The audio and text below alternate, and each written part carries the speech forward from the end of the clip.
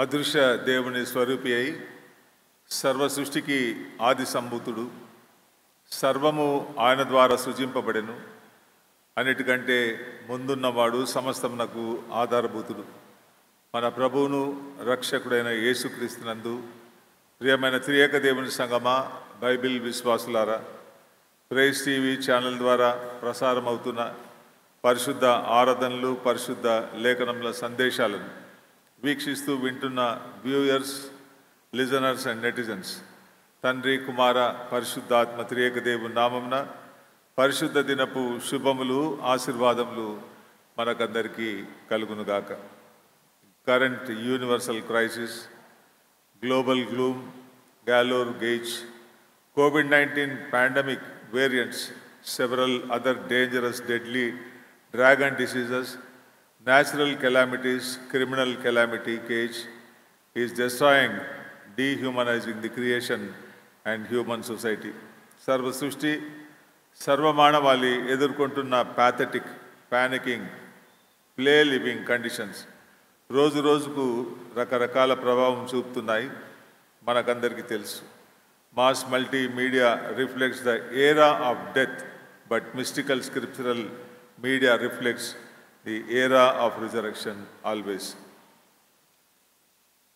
లోక చరిత్ర ప్రతిపాదిస్తుంది this is an ఏరా ఆఫ్ డెత్. పరలోకపు చరిత్ర ప్రతిపాదిస్తుంది దిస్ ఈజ్ అన్ ఏరా of resurrection. This is a sure process from the Genesis to revolution. ఆది కాండము నుండి ప్రకటన గ్రంథం వరకు ఈరోజు జరుగుతున్నవన్నీ షూర్ ప్రాసెస్. అవి బైబిల్లో క్రైమ్, రోగాలు, తెగుళ్ళు, యుద్ధాలు, natural disasters, curse of God, religion and society క్లియర్గా జెనసిస్ టు రెవల్యూషన్ వరకు మనం గుర్తిస్తున్నాం. అందుకే మరొకసారి ఒక strong, sure, standard statement of the great wise king Solomon.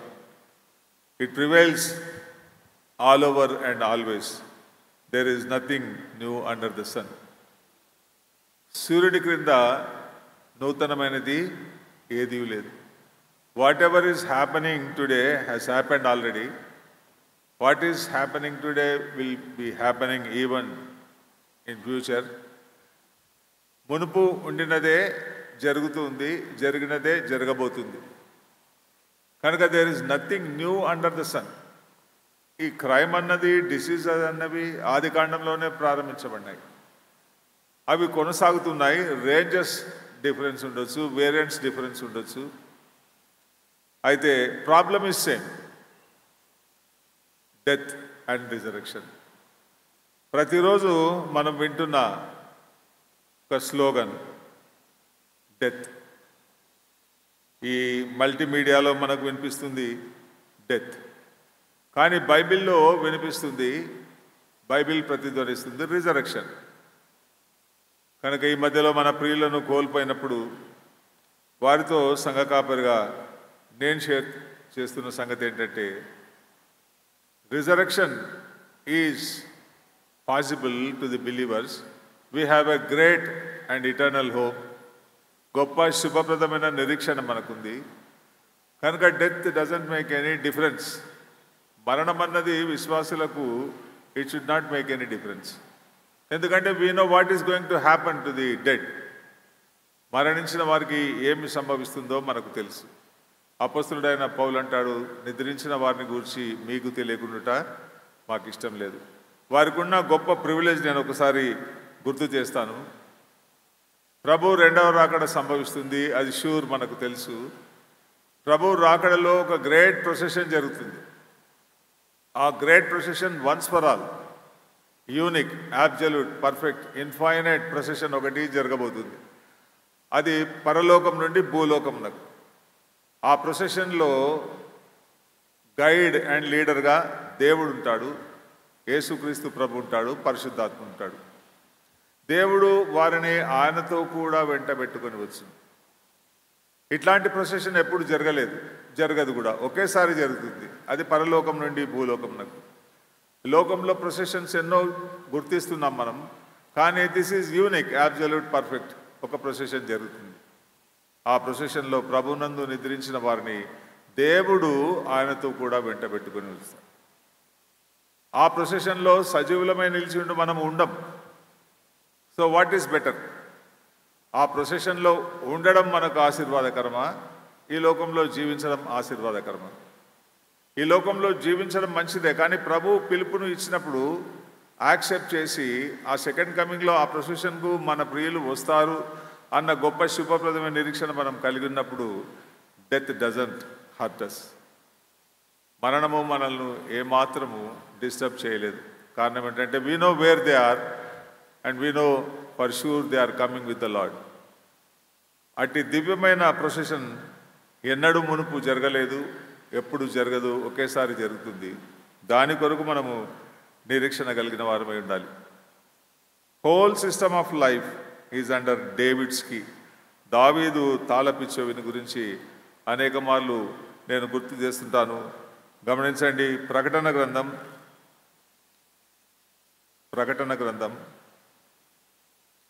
3వ అధ్యాయం 7వ వచనం. దావీదు తాళపిచ్చవి కలిగి ఎవడునూ వేయలేకుండా తీయవాడును, ఎవడును తీయలేకుండా వేయువాడునైనా సత్యస్వరూపియగు పరిశుద్ధుడు చెప్పు సంగతులు.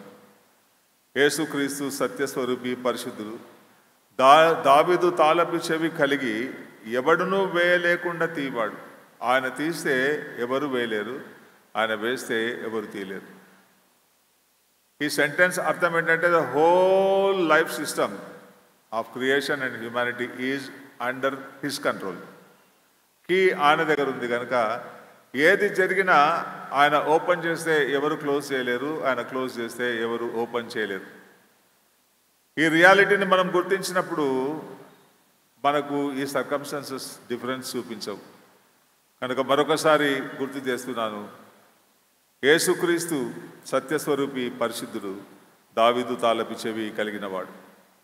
నీ జీవితం, నా జీవితం కొరకు తాళపిచ్చవి కలిగిన వాడు ఆయన. లోకమంతటి హిస్టరీకి తాళపిచ్చవి కలిగిన వాడు ఆయన. సంభవిస్తున్న వాటన్నిటికీ తాళపిచ్చవి కలిగిన వాడు ఆయన. కనుక ఈ గొప్ప నిరీక్షణతో మనం విశ్వాసయాత్రలో కొనసాగునట్లు దేవుడు తన కృపను మనకు అనుగ్రహించునుగాక. ప్రభునందు ప్రియులారా, హెబ్రీలకు రాసిన పత్రికలోని ఆధ్యాత్మిక విలువలు మనము ధ్యానిస్తున్నాం. ఉదయకాలం మరొకసారి హెబ్రీలకు వ్రాయబడిన పత్రికలోని శ్రేష్టమైన మెస్సియా మర్మములు ధ్యానం కొనసాగిద్దాం. Whole Bible episode and message revealed in 1 to 6 verses. నాతో కలిసి ఆసక్తిగా ఆలోచించినట్లయితే పరిశుద్ధ లేఖనంలో ఉండిన సందేశం అంతా కూడా కేవలము మొదటి 6 వచనాల్లో సంక్షిప్తంగా శ్రేష్టమైన రీతిలో వ్రాస్తున్నాడు రచయిత. Great writer. కారణం ఏంటంటే within 6 verses he is totally explaining the total message of the Bible. పరిశుద్ధ లేఖనంలన్నింటిలో 66 గ్రంథాల్లో ఉండిన సందేశం అంతా 6 వచనాల్లో రాస్తున్నాడు హెబ్రీ రచయిత. అంత మాత్రమే కాకుండా ఈ హీబ్రూ రేస్ను గురించి అనేక మార్లు నేను గుర్తు చేస్తున్నాను. Chosen people, royal priesthood, God's holy people, పరిశుద్ధ జనం, దేవుని ప్రజలు, రాజులైన యాజక సమూహం. అది వారికి దేవుడు అనుగ్రహించిన ఐడెంటిటీ. ఆదికాండం 11వ అధ్యాయంలో ఒక్క భాష ఒక పలుకు ఉండినప్పుడు భాషలు తారుమారు చేసినప్పుడు ఈ రేస్ను దేవుడైన యెహోవా సపరేట్ చేసినాడు. హీబ్రూ లాంగ్వేజ్ వారే. అంతకుముందు ఒకే లాంగ్వేజ్, ఒకే భాష, ఒకే పలుకు, ఒకే జనం. కానీ బాబేలు గోపురం యుద్ధ 11వ అధ్యాయంలో భాషలు తారుమారు చేసినప్పుడు ఒక రేస్ను స్పెషల్గా ఆయన ఒక స్ట్రీమ్ను బయటికి తీసుకొని రావడం జరిగింది. అది హీబ్రూస్. ఆదికాండం 12వ అధ్యాయం నుండి ప్రకటన గ్రంథం చివరి అధ్యాయం వరకు ఉన్న స్టోరీ అంతా హీబ్రూ స్టోరీయే. అంత హెబ్రీ చరిత్రనే. క్రైస్తవులు ఎవరు అన్న మన ఐడెంటిటీ మనం గుర్తిస్తున్నప్పుడు అది నూతన ఇశ్రాయేలు, దేవుని ఇశ్రాయేలు.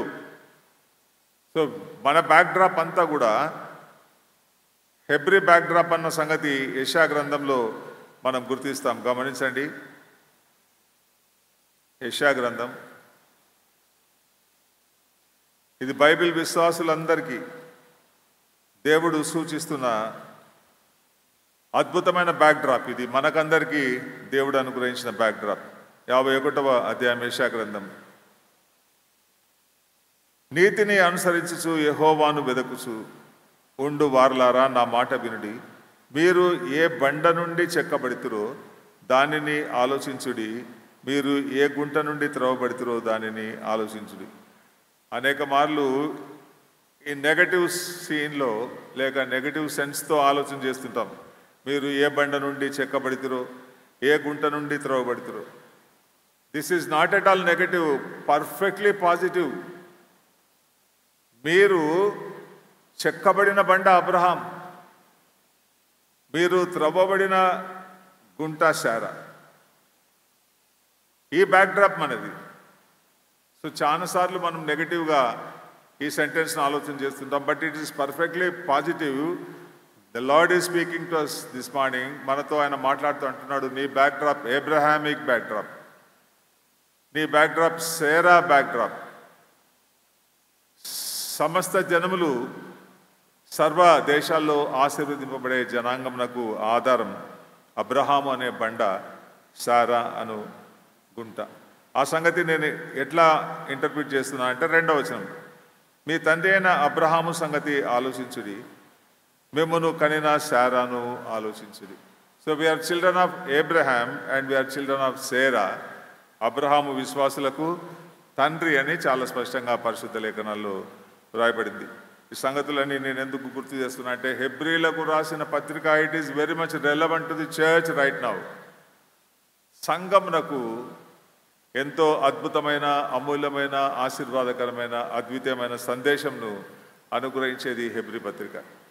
మొదటి 6 వచనాల్లో బైబిల్ సందేశం అంతా ఉంది అని నేను చెప్పడానికి కారణం ఏంటంటే, నాతో కలిసి గమనించండి.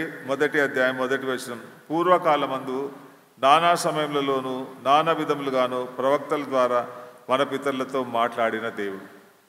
పూర్వకాలమందు నానా సమయములలోనూ నానా విధములుగాను ప్రవక్తల ద్వారా మన పితరులతో మాట్లాడిన దేవుడు. ప్రవక్తలు అనగానే జనరల్గా మనం ఏమనుకుంటాం? జనరల్గా ప్రవక్తలు అనగానే మనం అనుకోవడం యెషయా నుండే. కానీ మీకు ఒక రియాలిటీని గుర్తు చేస్తున్నాను, గమనించండి. యూదా పత్రిక ఒకే అధ్యాయం ఉంటుంది, మనకు తెలుసు. 14వ వచనం, యూదా పత్రిక ప్రకటన గ్రంథం ఉండే లెటర్. అది ప్రకటన గ్రంథం ముందుకు ఉండే లెటర్.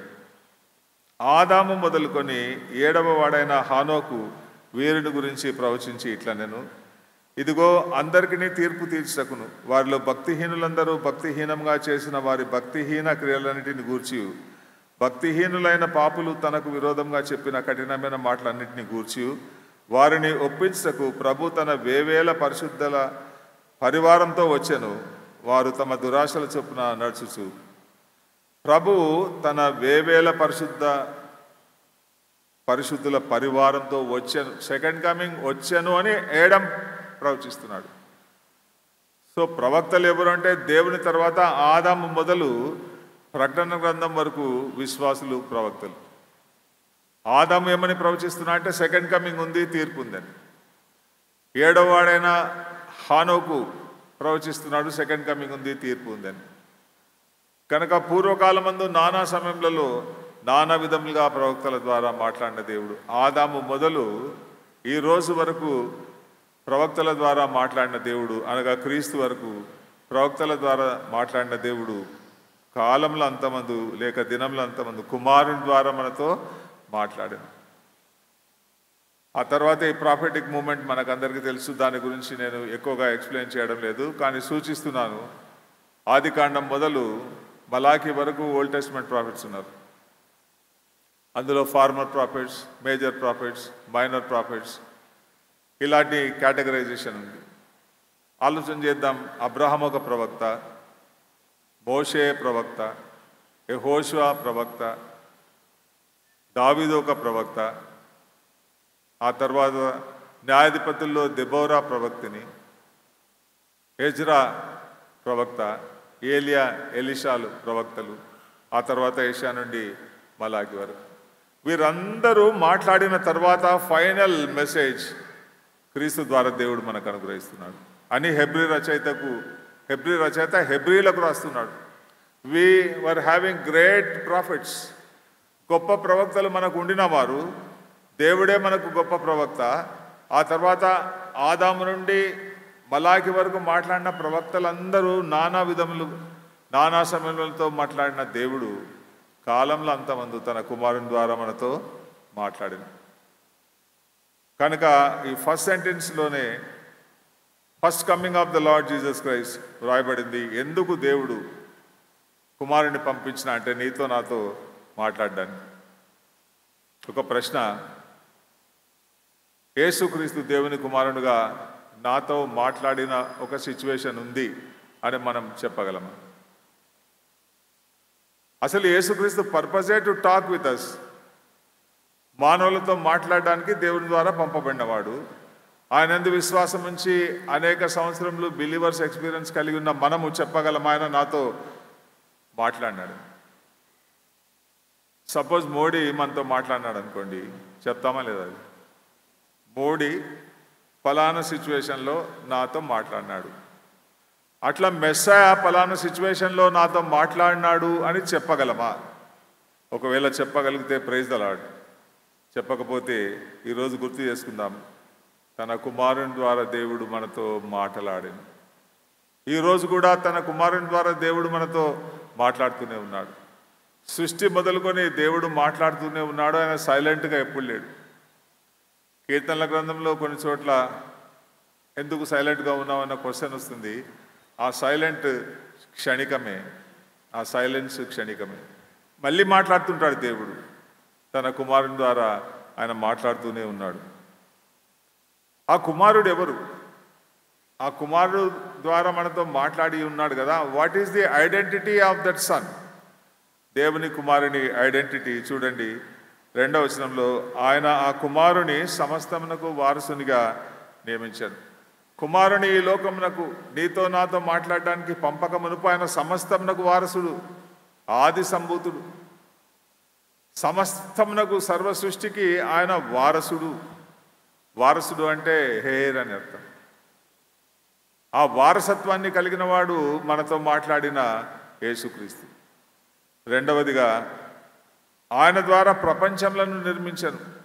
దేవుడు కుమారుని ద్వారా మనతో మాట్లాడక ముందే ఆయన identity, pre existence of the Messiah, ఆయన ద్వారా దేవుడు ప్రపంచంలను నిర్మించను. సమస్తమునకు వారసునిగా చేయడం మాత్రమే కాకుండా ఆయన ద్వారా ప్రపంచంలను నిర్మించను. ఆయన దేవుని మహిమ యొక్క తేజస్సు. He is the brightness of the glory of God. Glory అనగానే చాలా bright.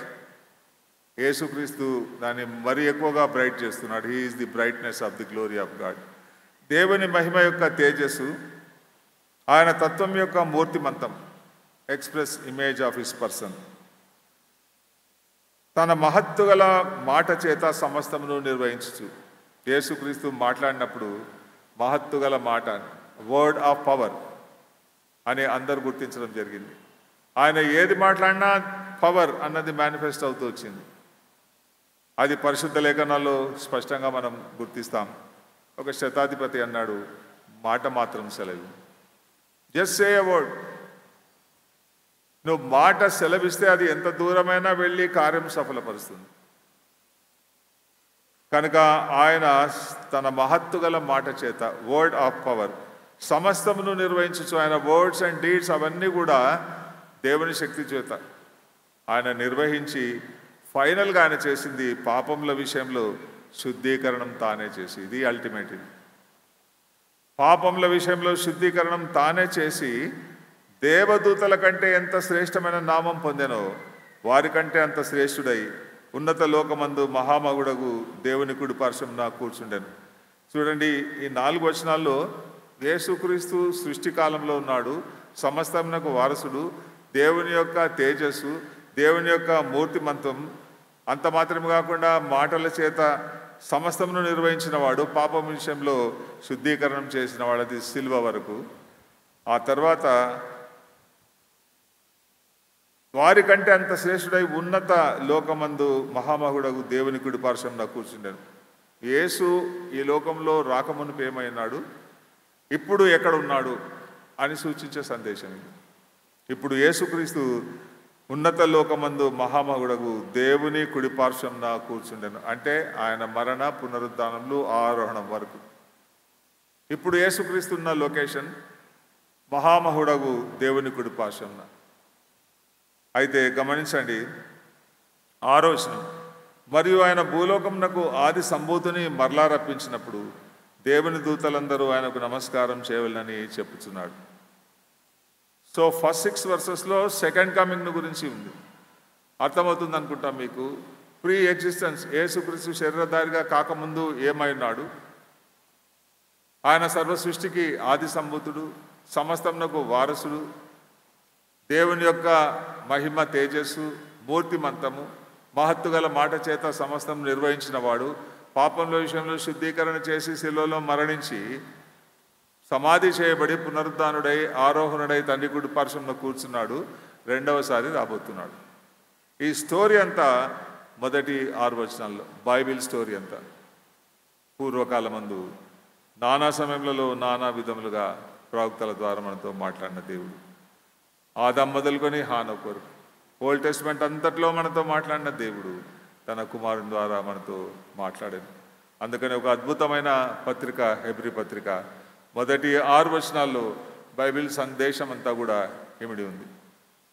This is a bridge between Old Testament and New Testament, flyover between Old Testament and New Testament. పాత క్రొత్త నిబంధనలకు ఒక వంతెన వంటిది ఫ్లైఓవర్. అంటే to reach the New Testament, ఆ ఫ్లైఓవర్ అన్నది ఈజీ వే.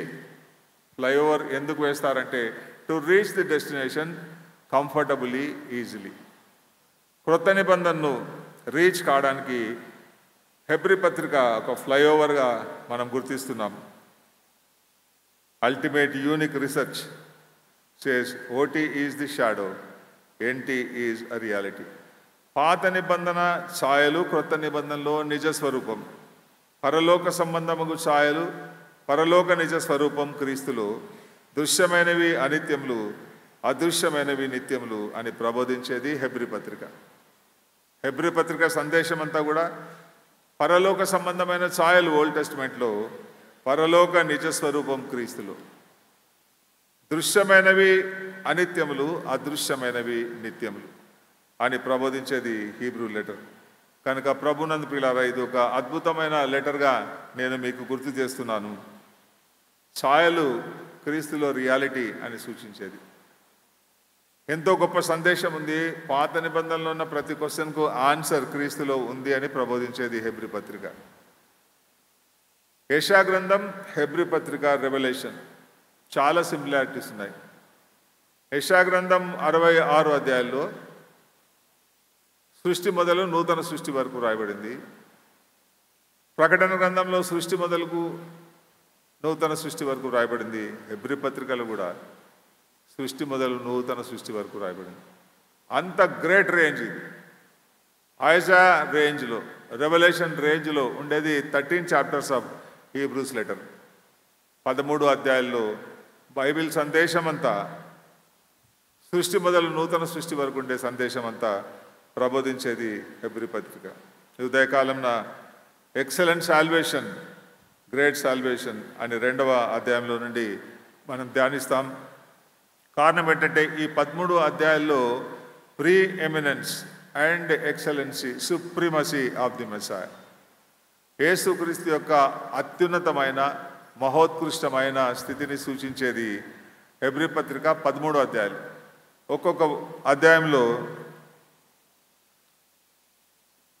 శ్రేష్టమైన సిచ్యువేషన్ ఆఫ్ ది మెస్సాయా నేను కేవలం గుర్తు చేస్తాను. మొదటి అధ్యాయంలో శ్రేష్టమైన నామం, 4వ వచనం. 2వ అధ్యాయంలో 3వ వచనం శ్రేష్టమైన రక్షణ. 3వ అధ్యాయంలో శ్రేష్టమైన అపోస్తలుడు. ఒక ప్రశ్న, యేసుక్రీస్తు అపోస్తలుడు అని ఎప్పుడైనా మనం గుర్తించినామా? ఎస్, మేము గుర్తించి ఉన్నామని చెప్పిన వారు చేయొద్దండి. We have realized him as an apostle. కానీ ఈ రచయిత అంటున్నాడు ఆయన అపోస్తలుడు. మనము ఒప్పుకున్న దానికి అపోస్తలుడును ప్రధాన యాజకుడైన యేసు మీద లక్ష్యం ఉంచి. అపోస్తలుడు అంటే పంపబడినవాడు, అపోస్టెల్లు అనే పదం. 12 అపోస్తలులు ఉన్నారు. 13వ వాడు పౌలును కూడా అపోస్తల్స్ అంటాం మనం. వారందరిలో శ్రేష్టమైన అపోస్తలుడు, పర్ఫెక్ట్ అపోజల్ ఈజ్ ది మెస్సా. శ్రేష్టమైన అపోస్తలుడు.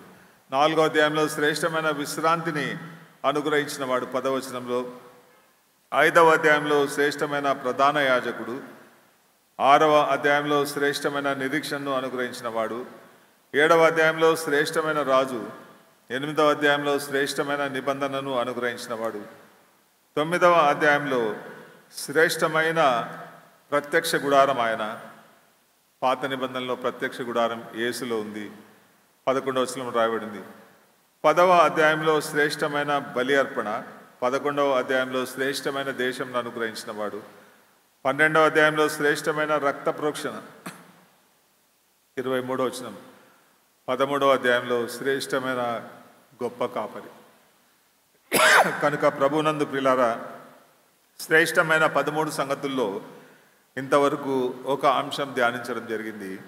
ఇది శ్రేష్టమైన నామం. ఉదయకాలంన శ్రేష్టమైన రక్షణ, గొప్ప రక్షణ అని వ్రాయబడింది 2వ అధ్యాయం 3వ వచనంలో. మనం అందుకనే ప్రేమామృత దారులు చెందిన మన యేసుకు సమయం ఇవ్వండి. ఇంత గొప్ప రక్షణను నిర్లక్ష్యం చేసేదేమని ఆ సాంగ్ పాడడానికి కారణం ఈ లేఖన భాగాన్ని అనుసరించి ఆయన అనుగ్రహించిన శ్రేష్టమైన రక్షణ. హెబ్రీ భాషలో యాస, గ్రీకు భాషలో సొటోరియోస్. ఒరిజినల్ మీనింగ్ ఏంటంటే మానవ లైఫ్ సిచ్యువేషన్స్ అన్నిటిలో కలిగే రిస్క్ నుండి, మానవుని లైఫ్ సిచ్యువేషన్లో కలిగే థ్రెటనింగ్స్ అన్నిటి నుండి, మానవుని ఎగ్జిస్టెన్స్లో ఉండే ప్రాబ్లం, శ్రమలు కావచ్చు, శోధనలు కావచ్చు, ఆ తర్వాత ఏ రిస్క్ అయినా కానీ, శత్రువులు కావచ్చు, రోగములు కావచ్చు, ఏది ఉండినా ఆ సిచ్యువేషన్ నుంచి విమోచించేవాడు రక్షకుడు. పాత నిబంధనలో అదే స్టోరీ, క్రొత్త నిబంధనలో కూడా అదే స్టోరీ. పాత నిబంధనకు హెయిల్స్ గెసిస్టే అనే టైటిల్ ఉంది. క్రొత్త నిబంధనకు కూడా హెయిల్స్ గెసిస్టే. దాని అర్థం రక్షణ చరిత్ర. పాత నిబంధనలో ఉండేది పాత నిబంధన రక్షణ చరిత్ర, ఇశ్రాయేలు రక్షణ చరిత్ర. క్రొత్త నిబంధనలో నూతన ఇశ్రాయేలు చరిత్ర. Bible is the book of history of salvation. మొదటి పదం నుండి చివరి పదం వరకు రక్షణ ప్రతిధ్వనిస్తుంది. రక్షణ గ్రంథం ఇది. శ్రేష్టమైన రక్షణ యేసుక్రీస్తులో పరిపూర్ణంగా దేవుడు మనకు అనుగ్రహిస్తున్నాడు అన్న సంగతిని ఉదయకాలంలో నేను గుర్తు చేస్తున్నాను. ఆది కాండంలోనే రక్షణ కార్యం ప్రారంభించబడింది. గమనించండి, ఆది కాండం 3వ అధ్యాయం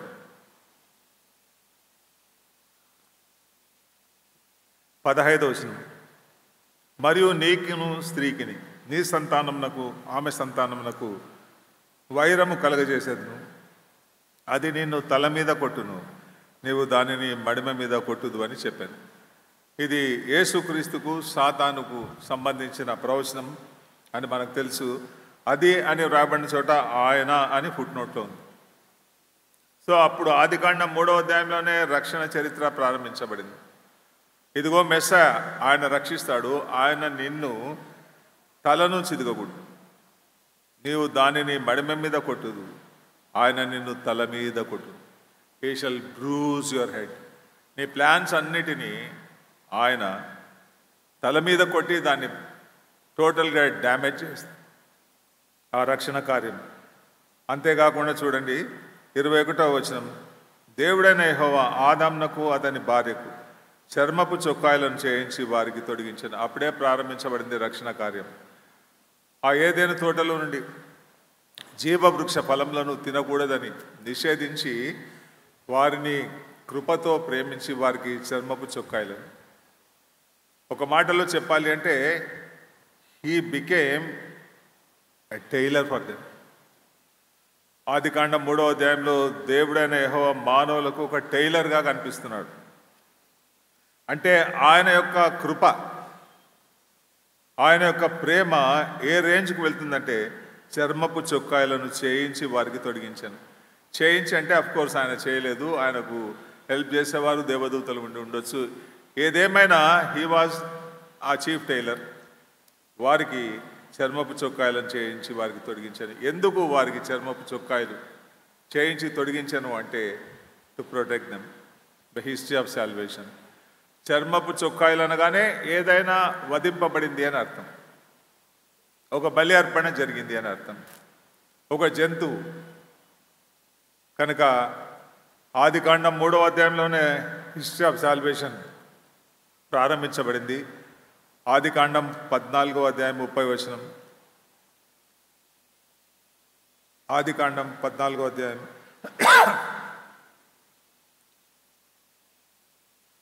గమనించండి. నిర్గమకాండం 14వ అధ్యాయం 30వ వచనం.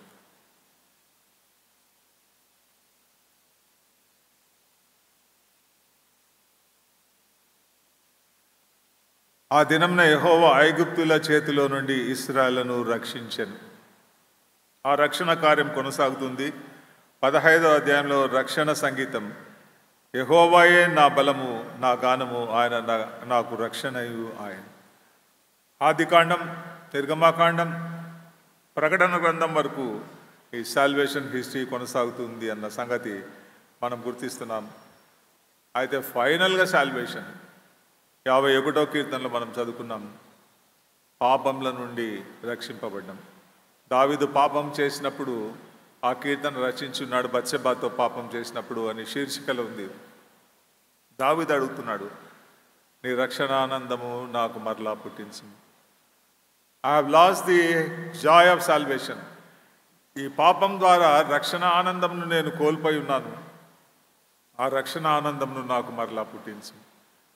నేను పాపంలో పుట్టినవాడని, పాపంలోనే నా తల్లి నన్ను గర్భంలో ధరించాను. ఈ రియాలిటీ ప్రతి విశ్వాసి గుర్తించాలి. క్రొత్తగా మనం పాపులుగా చేయబడలేదు. తల్లి గర్భంలో ఉన్నప్పుడే మనకు బ్రాండ్ అయిపోయింది పాపులమని. అది దావీదు చాలా క్లియర్గా అంటున్నాడు. పాపంలోనే నా తల్లి నన్ను గర్భంలో ధరించింది. గర్భంలో ధరింపబడుతున్నప్పుడే పాపం ద్వారానే గర్భంలో ధరింపబడడం జరిగింది. నేను పాపంలోనే పుట్టినవాడిని. సో ఆ ఇన్ఫ్లుయెన్స్ నన్ను ఇప్పుడు బత్షెబాతో పాపం చేయడానికి నన్ను టెంప్ట్ చేసింది, జరిగింది. కనుక ప్రార్థిస్తున్నాడు, నా యందు శుద్ధ హృదయం కలుగజేయి, రక్షణానందంను నాకు మరలా పుట్టించు, నన్ను బాగుగా కడుగు. కనుక ఉదయకాలం రక్షణ అన్నది ప్రతి situation, specially situation of sin, పాపము చేసిన వారికి రక్షణ ultimate message of the Bible. ఆ రక్షణ ఏ రీతిగా ప్రారంభించబడింది అని హెబ్రీ రచయిత మనకు గుర్తు చేస్తున్నాడు. చూడండి, హెబ్రీ రచయిత ఆ రక్షణ ప్రారంభం ఏ రీతిగా జరిగింది.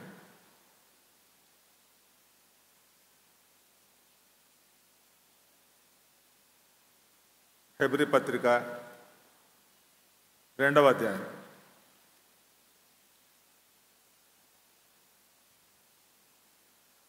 హెబ్రీ పత్రిక 2వ అధ్యాయం 2వ వచనం.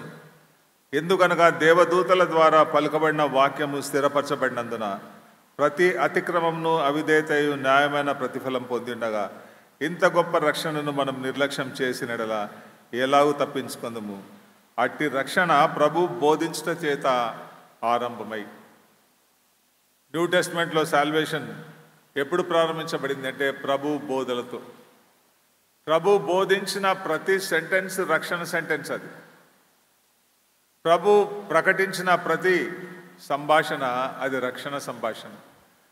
ఫస్ట్ మెసేజ్ యేసుక్రీస్తు ఇచ్చిన మెసేజ్, పరలోక రాజ్యం సమీపించున్నది, మారు మనస్సు పొందిరి. అదే రక్షణ సందేశం. ఆ సందేశంతోనే స్టార్ట్ చేసినాడు ప్రభు మాట్లాడుతూ ఉన్నప్పుడంతా ఆయన బోధల చేత రక్షించినాడు. కొన్ని ఎగ్జాంపుల్స్ మనం గుర్తించినట్లయితే లూకాసు వార్తలు 7వ అధ్యాయం 50వ వచనం మనకందరికీ తెలుసు. లూకాసు వార్త 7వ అధ్యాయం 50వ వచనం. పాపాత్మురాలైన స్త్రీ ఎపిసోడ్ అక్కడ చిత్రీకరించబడింది. 49వ వచనం, 48, నీ పాపములు క్షమింపబడి ఉన్నవని ఆమెతో అనెను. అప్పుడు ఆయనతో కూడా భోజన పంక్తిని కూర్చుంటున్న వారు పాపములు క్షమించున్న ఇతడెవడని తమలో తాము అనుకొనసాగిరి. అందుకు ఆయన, నీ విశ్వాసం నిన్ను రక్షించెను. పాపాత్మురాలైన స్త్రీ totally branded as the women of sin. అది చాలా స్పష్టంగా వ్రాయబడింది, గమనించండి. 38వ వచనం లేక 37వ వచనం. ఆ ఊరిలో ఉన్న పాపాత్మురాలైన స్త్రీ, ఆమె పేరే పాపాత్మురాలైన స్త్రీ. ఆ ఊరంతా ఆమెను ఏమంటుందంటే పాపాత్మురాలైన స్త్రీ.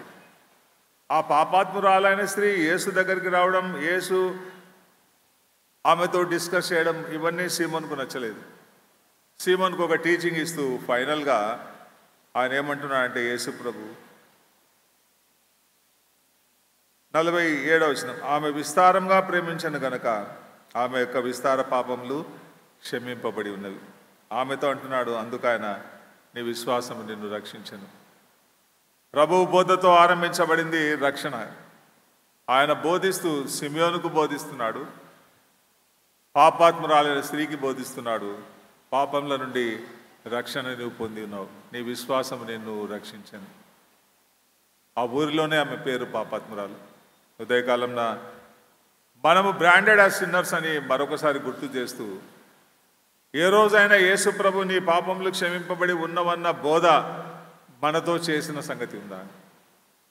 ఆయన దగ్గరికి వెళ్ళి ప్రార్థించినప్పుడు, ఆయనతో డిస్కస్ చేస్తున్నప్పుడు, ఆయన వాక్యం ధ్యానిస్తున్నప్పుడు నీ పాపములు క్షమించబడి ఉన్నవన్న నిర్ధారణ ఆయన మనకు అనుగ్రహించినాడు. ఆయన పాపములు క్షమిస్తాడు, అది జనరల్ స్టేట్మెంట్. బట్ మన జీవితాల్లో షూర్గా ఒక అష్యూరెన్స్ ఉందా మనకు? ఆయన నాతో చెప్పినాడు, నీ పాపములు క్షమింపబడి ఉన్నవని. పాపాత్మురాలైన స్త్రీతో, పాపాత్మురాలు అంటే ఆమెను ఒక్కదాన్ని ఆ ఊరిలో బ్రాండెడ్ అని కాదు. వ్యభిచారంలో పట్టబడిన స్త్రీ, ఆ ఎపిసోడ్లో యేసుప్రభు ఏమన్నాడు? మీలో పాపం లేనివాడు మొదట ఆమె మీద రాయి వేయాలి. ప్రీస్, ప్రాఫిట్స్, గొప్ప మత నాయకులు అందరూ, పెద్దవారు మొదలుకొని చిన్నవారి వరకు అందరూ వెళ్ళిపోవడం జరిగింది. ఒకడైనా స్టోన్ వేయలేదు. ఎందుకు చెప్పండి? ఎందుకు వేయలేదు? ఆయన ఏమో వ్రాయిచుండేను అని రారు. ఏమో వ్రాయిచుండేను, అది చదువుతున్నారు, వెళ్ళిపోతున్నారు. అది కూడా ఆ సీన్ దేవాలయంలో ఆయన రాస్తున్నప్పుడు స్లాబ్ ఉంది. స్లాబ్ అంటున్నాయి, దీన్నేమో ఫ్లోరింగ్ పైన వ్రాస్తున్నప్పుడు ఆ వ్రాత కనిపిస్తుంది వారికి. ఆయన బ్రెయిలీతో వ్రాస్తున్నాడు. మనం ట్రై చేద్దాం, ఇప్పుడు ఎవరైనా బ్రెయిల్తో ఇక్కడ ఏమైనా రాస్తే కనిపిస్తుందా అని. కానీ ఆయన రాస్తుంటే డీప్గా కనిపిస్తుంది స్టోరీ అంతా. అందరూ వెళ్ళిపోవడం జరిగింది. కనుక ఈ ఉదయకాలంన బాన్ సిన్నర్స్గా మనం బ్రాండ్ అయి ఉన్నాం కనుక, యేసు ప్రభు నీ పాపములు క్షమింపబడి ఉన్నవి అని చెప్పిన రోజుంటే అదే రక్షణ దినం. ఇదే మిక్కిలి అనుకూల సమయం,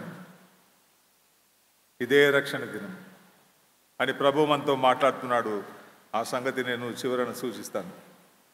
ఆ తర్వాత సమరయ స్త్రీ విషయంలో కూడా రక్షణ కార్యం జరిగింది అని మనకందరికీ తెలుసు. జీవజలం ఇచ్చినవాడు 16వ వచనం, యేసు నీవు వెళ్ళి నీ పెనిమిటిని పిలుచుకొని అక్కడికి రమ్మని ఆమెతో చెప్పాను. ఆ స్త్రీ, నాకు పెనిమిటి లేడు. అప్పుడు యేసుప్రభు అంటున్నాడు, నువ్వు చెప్పిన మాట సరియే, నీ జీవితంలో ఫస్ట్ టైం ట్రూత్ చెప్తున్నాను. నీకు 5 పెనిమిట్లు ఉండిరి, ఇప్పుడు ఉన్నవాడు నీ పెనిమిటి కాడు సత్యమే చెప్పితివి.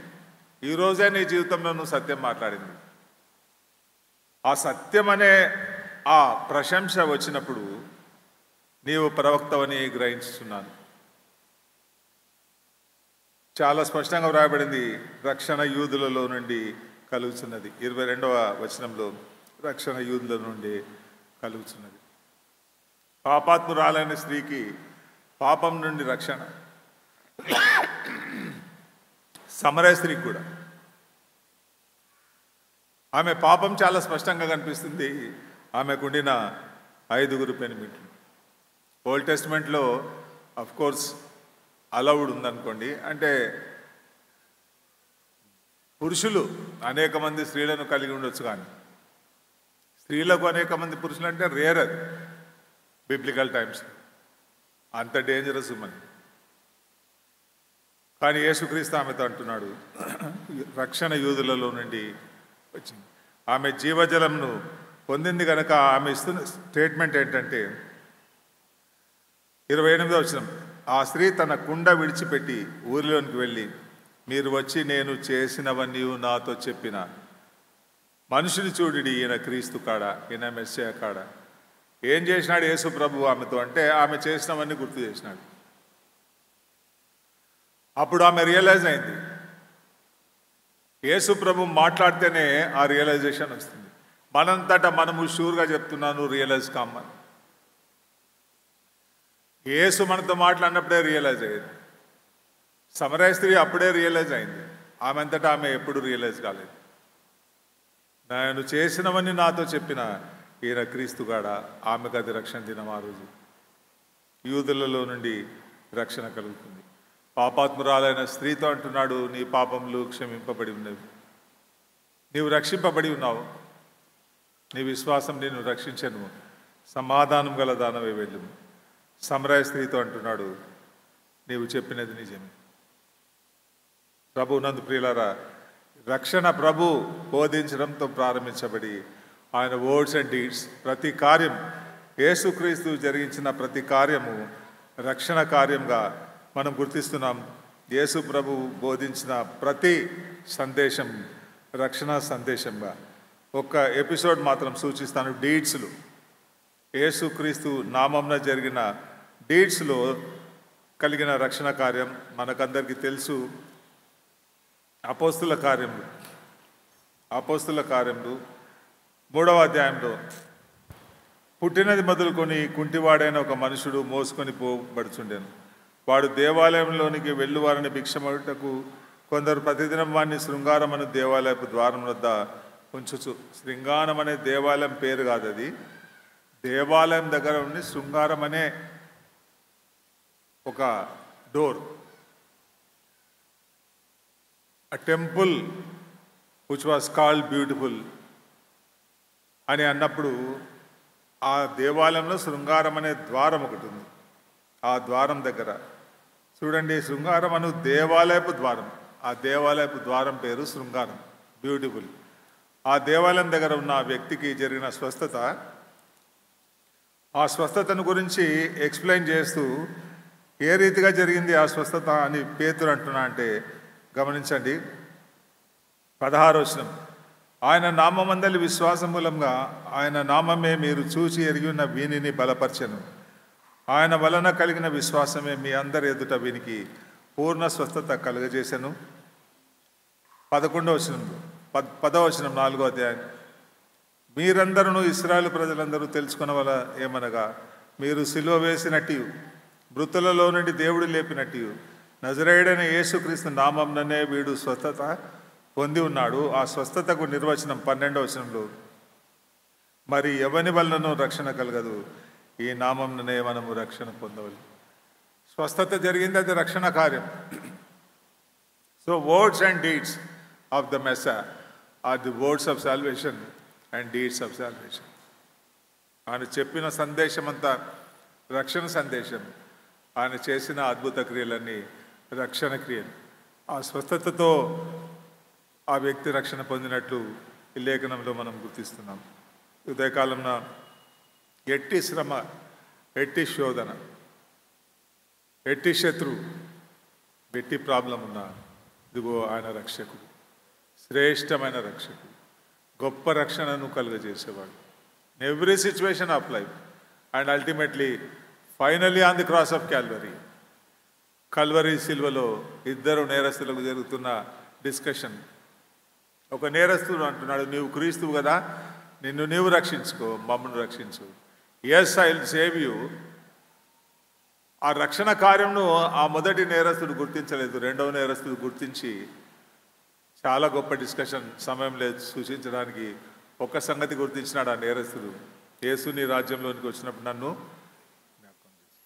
ఆ నేరస్తుడు ఏమని గుర్తించిన అంటే, యేసు ప్రభు ఈరోజు చనిపోతాడు, ఆయన తిరిగి లేస్తాడు, ఆరోహణమవుతాడు, పరలోకం నుండి మళ్ళీ వస్తాడు, రాజ్యంతో వస్తాడు.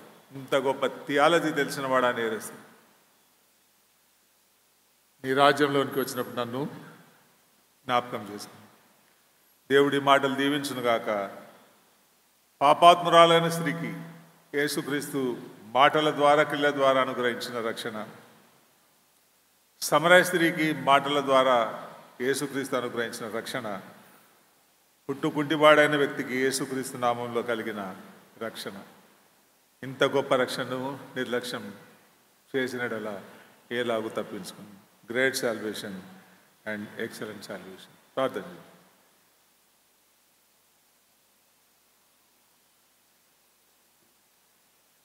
కొద్ది క్షణాలు ప్రభు సన్నిధిలో మౌనంగా గడుపుదాం.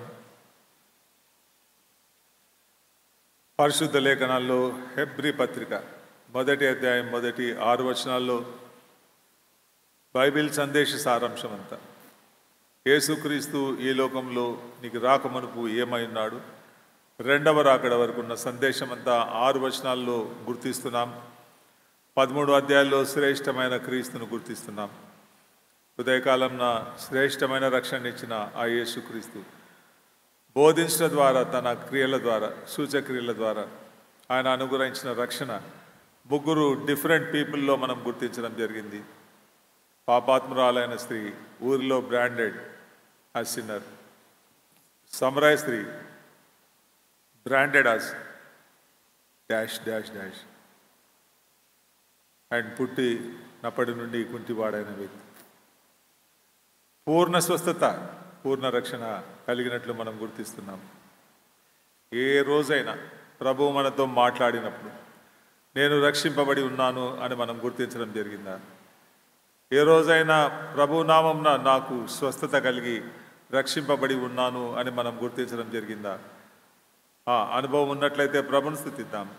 లేనట్లయితే ఇదిగో ఇదే మిక్కిలి అనుకూల సమయం, నేడే రక్షణ దినం. ఆయన మనతో మాట్లాడుతున్నట్లయితే ఈ మిక్కిలి అనుకూల సమయంలో మనల్ని ఆయన మన మనవిని ఆలకించువాడు. మిక్కిలి అనుకూల సమయమందు నీకు ఉత్తరం ఇచ్చింది. రక్షణ దినమందు నిన్ను ఆదుకుంటుంది. ఆ మిక్కిలి అనుకూల సమయం, రక్షణ దినం ఈరోజు అయితే ప్రభును స్తుతిద్దాం. ఆ రక్షణ దినము అనుకూల సమయాన్ని సద్వినియోగం చేస్తూ అభిషేకింపబడదాం.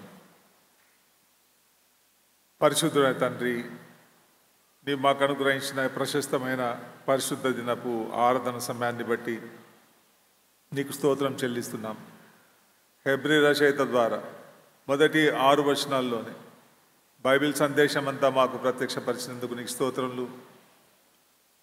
యేసుక్రీస్తులోని మాకు అనుగ్రహించిన శ్రేష్టమైన రక్షణ, గొప్ప రక్షణ గురించి ధ్యానించటకు అనుగ్రహించిన కృప కొరకే నీకు స్తోత్రం. ఇంత గొప్ప రక్షణను నిర్లక్ష్యం చేయక ఇప్పుడే మిక్కిలి అనుకూల సమయం, ఇదే రక్షణ దినమని మేమందరం గుర్తించి ఆ అనుకూల సమయమందు నీవు మమ్మను ఆలకించి ఉన్నావని, అనుకూల సమయమందు రక్షణ దినమందు ఆదుకున్నావని, ఆ స్పర్శను మాకు అనుగ్రహించి మహిమ పొందుమని సంఘమును అభిషేకించి